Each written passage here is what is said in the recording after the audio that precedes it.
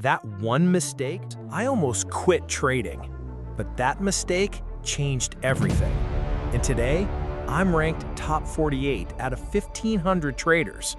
Success didn't come from talent, it came from discipline. If you're still grinding, don't quit yet. I kept moving my stop loss. I ignored my rules. I blamed the market. But the truth? The problem was me. There were nights I couldn't sleep. I questioned everything. I thought about quitting. I wondered, was I wasting my time? One day, I made a decision. Stop chasing profits. Start protecting risk. That moment changed everything. Be honest. Do you move your stop loss? That one mistake almost destroyed my account. I'm disappointed, not number one, not yet. But I'm determined, I'm still climbing.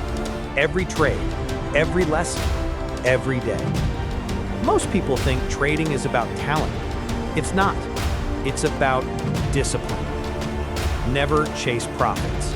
Protect your risk, stay disciplined.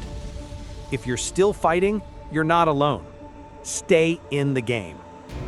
Comment discipline if you're still grinding. Comment, like, and subscribe.